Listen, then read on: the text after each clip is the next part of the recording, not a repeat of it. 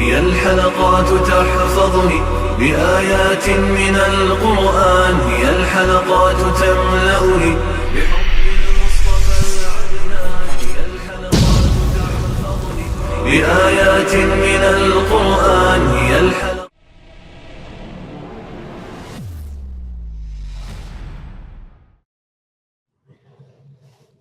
سورۃ البقرہ آیت نمبر 180۔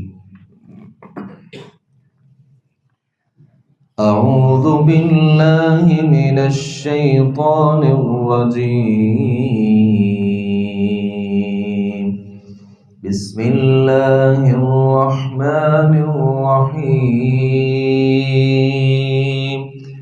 كتب عليكم إذا حضر أحدكم الموت كتب عليكم إذا حضر أحدكم الموت إن ترك خيرا الوصية للوالدين والأقربين بالمعروف حقا على المتقين، فمن بدله بعدما سمعه فإنما إثمه على الذين يبدلونه، إن الله سميع عليم۔ فمن خاف من موص جنفا أو إثما فأصلح بينهم فلا إثم عليه، إن الله غفور رحیم۔ کتب علیکم، تم پر لکھ دیا گیا ہے، اذا حضر احدکم الموت، اذا حضر احدکم الموت، جب تم میں سے کسی کو موت آن پہنچے، ان ترک خیرا، اگر اس نے کوئی مال چھوڑا ہے، الوصیۃ للوالدین، تو وصیت کرنا ہے والدین کے لیے، والاقربین، اور قرابت داروں کے لیے، بالمعروف ہی، اچھے طریقے سے، حقا علی المتقین، لازم ہے یہ متقین لوگوں پر۔ فمن بدلہ، تو جس نے اسے تبدیل کر دیا، بعدما سمعہ، اسے سن لینے کے بعد، فإنما اسمہ علی الذین یبدلون، تو صرف اس کا گناہ انہی لوگوں پر ہے جنہوں نے اسے تبدیل کیا۔ ان اللہ سمیع علیم، بلا شبہ اللہ تعالیٰ بہت ہی زیادہ سننے والا، جاننے والا ہے۔ فمن خاف من موص جانفا او اثما، پھر جو شخص کسی وصیت کرنے والے سے کسی قسم کی طرفداری یا گناہ سے ڈرے، فاصلح بینہم، تو ان کے درمیان اصلاح کر دے، فلا اثم علیہ، تو ان پر کوئی گناہ نہیں۔ ان اللہ غفور رحیم، بلا شبہ اللہ تعالیٰ بہت ہی زیادہ بخشنے والا، رحم کرنے والا ہے۔ اللہ تعالیٰ نے ان آیات میں وصیت کے حوالے سے کچھ باتیں ذکر کی۔ سب سے پہلی بات تو یہ ہے، اگر کوئی ایسا آدمی جسے لگتا ہے کہ وہ کثیر المال ہے، اس کے پاس بہت سارا مال و دولت ہے، یا اس کے پاس مال و دولت کی بجائے بہت بڑی پراپرٹی ہے، یا کوئی ایسی چیز ہے جسے لگتا ہے کہ اس کے مرنے کے بعد اس کے جو بیٹے ہیں یا بیٹیاں ہیں یا اس کے ورثاء جو ہیں وہ آپس میں اس وجہ سے لڑ سکتے ہیں، یا اس کے علاوہ کوئی اور وجہ ہے، تو ایسے آدمی کو چاہیے کہ مرنے سے پہلے وہ وصیت اپنے پاس رکھے، تاکہ جیسے ہی وہ آدمی مرے تو اس کی وصیت جو ہے اس کے اوپر عمل کیا جائے۔ نبی صلی اللہ علیہ وسلم فرماتے ہیں کسی مسلمان آدمی کا حق نہیں ہے جس کے پاس کوئی چیز ہو اور اسے وہ وصیت کرنا چاہتا ہو 2 راتیں بھی وہ اس کے بغیر گزارے. 2 راتیں بھی نہیں گزارنی چاہیے. اس سے پہلے آدمی کو اپنی وصیت لکھ دینی چاہیے. سیدنا عبداللہ ابن عمر رضی اللہ عنہ نے نبی کریم صلی اللہ علیہ وسلم سے جب یہ فرمان سنا تو آپ نے فوری اپنی وصیت لکھی اور 1 رات بھی نہیں گزاری. تو وصیت جو ہے وہ لکھنی چاہیے اور یہ ہم میں سے ہر شخص کی ذمہ داری ہے. اگر ہمارے پاس کوئی ایسی چیز ہے، لگتا ہے کہ ہمارے مرنے کے بعد ہمارے بچوں کے لیے یا ورثاء کے لیے یہ ایک مسئلہ پیدا ہو سکتا ہے، تو وصیت لکھ دینی چاہیے تاکہ بعد والے جو آنے والے ہمارے ورثاء ہیں ان کے لیے کوئی مسئلہ کوئی پریشانی نہ ہو. تو وصیت لکھنے میں بخل سے کام نہیں لینا چاہیے، کیونکہ کوئی شخص نہیں جانتا اس کی کب موت واقع ہو جائے. یعنی انسان یہی سمجھتا رہے کہ میں 60 70 80 سال کا جب ہو جاؤں گا پھر جا کے کوئی وصیت لکھوں گا. یہاں کسی کی زندگی کا کوئی اعتبار نہیں ہے، کوئی نہیں جانتا کہ اس نے کب اس دنیا سے چلے جانا ہے. تو اللہ تعالیٰ فرماتے ہیں کہ الوصیۃ للوالدین والاقربین بالمعروف. وصیت جو ہے یہ والدین کے لیے کرنی ہے اور رشتہ داروں کے لیے کرنی ہے، اور وصیت بالمعروف اچھے طریقے سے کرنی ہے. یہاں ایک چھوٹی سی بات ہے جو سمجھنے والی ہے. یہ ذہن میں رکھیں کہ نبی صلی اللہ علیہ وسلم نے فرمایا کہ لا وصیت لوارث، جو وارث بن سکتا ہے نا اس کے لیے وصیت نہیں کر سکتے. یعنی ایک آدمی مرنے لگا ہے اور اس کے 4 بیٹے ہیں، ایک بیٹے سے وہ زیادہ محبت کرتا ہے، تو اب مرتے وقت وہ والد یہ کہہ دے کہ میری کل جائیداد میں سے آدھا حصہ میرے اس بیٹے کو دے دیا جائے، تو یہ شریعت کی روح سے حرام ہے. کیونکہ اللہ رب العالمین نے وارث کے حق میں وصیت کرنے کی اجازت نہیں دی، کیونکہ وارث کو تو پہلے ہی وراثت میں حصہ ملے گا. وصیت اس کے حق میں ہوتی ہے جس کو شریعت مال وراثت سے محروم رکھتی ہے. یعنی ایک ایسا وارث ہے، بلکہ وارث نہیں ہے، رشتہ دار ہے. آپ کو لگتا ہے کہ میرے مرنے کے بعد میری وراثت سے اس کے لیے حصہ تو نہیں بنتا، تو آپ اپنے طور پہ اس کے لیے وصیت کر دیتے ہیں، تو یہ جائز ہے. وارث کے لیے کوئی وصیت نہیں.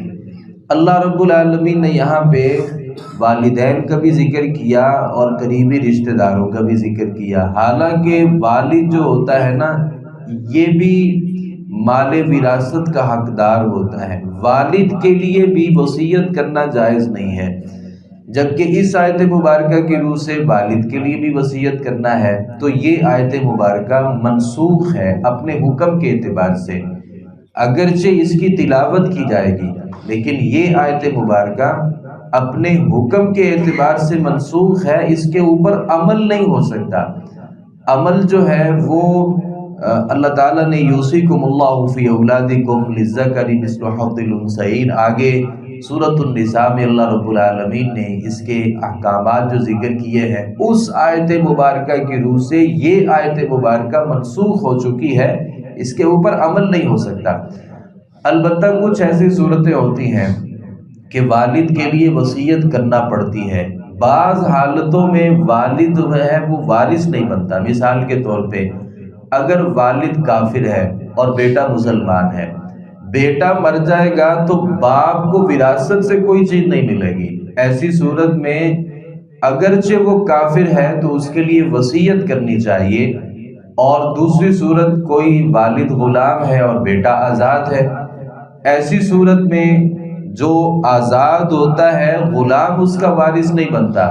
تو ایسی صورت میں اگر بیٹا اپنے والد کے لیے وصیت کر جاتا ہے جبکہ وہ غلام ہے تو اس صورت میں بھی وصیت کرنی چاہیے. ایک اور صورت ہو سکتی ہے کہ قریبی والد کی موجودگی میں جو دور والا والد ہوتا ہے اس کے لیے بھی مال وراثت میں کوئی چیز نہیں ہے. یعنی جو باپ حقیقی ہوتا ہے وہ بھی والد ہے، دادا بھی والد ہے، نانا بھی والد ہے، نانے یا دادے کے اوپر جو ہے وہ بھی اس کے والد بنتے ہیں۔ اگر پوتے کو یہ لگتا ہے کہ میں مرا اور والد کو تو ملے گا لیکن میرے دادا کو کوئی چیز نہیں ملے گی، جبکہ دادا کو کوئی چیز نہیں ملے گی کیونکہ قریبی والد موجود ہے، تو ایسی صورت میں جو دادا ہوتا ہے وہ بھی والدین میں آتا ہے، تو اس کے لیے بھی وصیت کی جا سکتی ہے۔ اللہ رب العالمین نے اس بات کا حکم دیا ہے۔ حقاً علی المتقین، اللہ تعالیٰ فرماتے ہیں کہ یہ متقین کے لیے بہت زیادہ ضروری ہے۔ پھر قریبی رشتہ دار، ہمیں پتہ ہے کہ والد یعنی دادا اگر فوت ہو جاتا ہے تو دادے کی جب وراثت تقسیم ہوگی تو اس کے جتنے بیٹے ہیں نا وہ سب کو حصہ ملے گا، البتہ جو پوتے ہوتے ہیں انہیں حصہ نہیں ملتا، یعنی دادا مرے تو پوتے کے لیے کوئی چیز نہیں ہے۔ البتہ اگر دادے کو یہ پتہ ہے کہ میرا ایک بیٹا فوت ہو چکا ہے اور میرے پوتے یتیم ہیں، یتیم پوتے کا وراثت میں شرعی طور پہ کوئی حصہ نہیں ہے، اگرچہ پاکستانی قانون میں اس کو حصہ ملتا ہے جو خلاف شریعت ہے، شریعت اجازت نہیں دیتی اس بات کی۔ جب بیٹا ہی نہیں ہے تو اس کے بیٹوں کو آگے کوئی حصہ نہیں ملے گا۔ ایسی صورت میں دادا کو چاہیے کہ اگر اس کا ایک بیٹا فوت ہو چکا اور اس کی آگے اولاد موجود ہے تو وہ اپنے پوتوں کے لیے وصیت کر دے، تو اس چیز کا بھی خیال رکھنا چاہیے۔ وصیت جو ہے یہ زیادہ نہیں کی جا سکتی، 1/3 حصہ جو ہے نا، زیادہ سے زیادہ 1/3 حصہ آپ وصیت کر سکتے ہیں۔ اس کے علاوہ آپ کے مال وراثت کو تقسیم کرنے کی آپ کے پاس بھی اللہ رب العالمین نے آپ کو یہ اتھارٹی نہیں دی، یہ اختیار نہیں دیا۔ آپ یہ کہیں مرتے وقت کہ میری کل وراثت جو ہے نا وہ فلاں کسی مسجد کو دے دیں یا فلاں مدرسے کو دے دیں یا فلاں غریب کو دے دیں، تو یہ جائز نہیں ہے۔ نبی کریم صلی اللہ علیہ وسلم کی خدمت میں ایسا ایک کیس آیا، کسی نے اپنے مرتے وقت اپنے سارے غلاموں کو آزاد کر دیا، تو نبی صلی اللہ علیہ وسلم نے 1/3 حصہ جو ہے اسے تو اللہ کے راستے میں تقسیم کیا، باقی جو مال تھا نا اسے اس کی اولاد کا حصہ قرار دے دیا کہ اس میں تو اس کا اختیار ہی نہیں تھا۔ زندگی میں جتنے مرضی پیسے آپ اللہ کے راستے میں دے دیں، لیکن اگر آپ وصیت کرنا چاہتے ہیں تو وصیت 1/3 مال جو ہے اس سے زیادہ آپ نہیں کر سکتے۔ اللہ تعالیٰ فرماتے فَمَن بَدَّلَهُ بَعْدَ مَا سَمِعَهُ، باپ مرنے لگا اور اس نے قریب الوفات ایک وصیت کی، اب جو وہاں پہ بیٹھے تھے اس کے بیٹے، باپ تو اس دنیا سے چلا گیا تو بیٹوں نے اس کی وصیت کو تبدیل کر دیا، یعنی باپ نے کہا کہ میں اپنے مال میں سے 1/3 حصہ فلاں مدرسے کو دیتا ہوں۔ اب یہ وصیت جائز بھی تھی اور اس کے لیے صحیح بھی تھا، تو ورثاء نے سمجھا کہ اگر 1/3 حصہ ہمارے مال سے نکل گیا ہمارا مال تو کم ہو جائے گا، تو وہ اس وصیت کو تبدیل کر دیتے، یا تو تبدیل کر دیتے ہیں یا ختم ہی کر دیتے ہیں کہ ہمارے باپ نے کوئی وصیت کی ہی نہیں تھی۔